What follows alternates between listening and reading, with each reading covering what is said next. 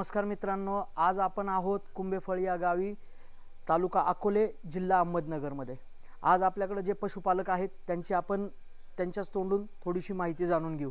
साहेब नमस्ते। नमस्कार सर। आपण आपलं नाव आमच्या सर माझं नाव माणिक पांडे, कुंभेफळ तालुका अकोले जिल्हा अहमदनगर। आपल्याकडे ही समोर दिसणारी जी HF गाय आहे तर ह्या विषयी थोडीशी माहितीची विशद करा आपण। सर ही हल्कची आहे, हिला आता मॅजिक सिमेंट टाकलेलं आहे शॉर्टेड आणि 7 महिन्याची प्रेग्नेंट आहे। आत्ता गाई दोन्ही टायमाचं मिल्किंग 18 ते 20 लिटर पर्यंत करते। आता ड्राय करायची, एक 10 दिवसात ड्राय करणार आहे मी तिला। ओके हो।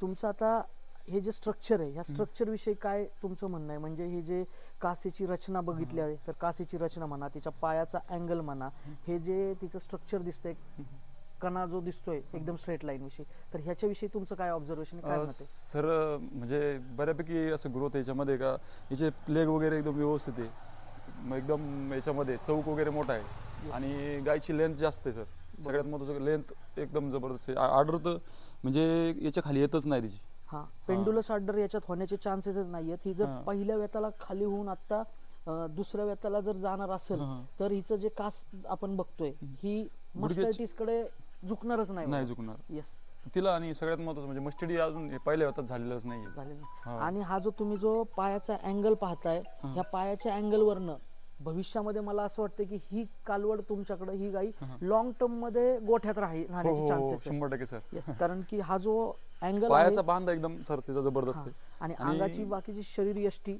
अंगाची चमक वगैरे पण सर आपण जे इम्पॉर्टंट बुल वापरतो ना त्या पद्धतीने सगळे तिचे स्ट्रक्चर आहे, तिचे तोंड, तिचे नाक, कान, डोळे, परत तिचा एक जो मनका आहे एकदम म्हणजे याच्यावर स्ट्रेट आहे, पोटाची साईज, सगळ्याच गोष्टी अशा आहेत का त्याच्यामध्ये सगळे इम्प्रूव्हमेंट एकदम जबरदस्त त्याच्यामध्ये। आपण जर नॉर्मली बघितलं तर ही जवळजवळ 5.5 फुटाच्या दरम्यानची जी हाईट आहे आणि अजूनही आपण याच्यावरती जास्त काम करू शकतो। तर नक्कीच तुम्हाला ABS टीम कडनं भविष्यातील तुमच्या पशुप्रजननासाठी हार्दिक शुभेच्छा देतो। धन्यवाद सर। धन्यवाद।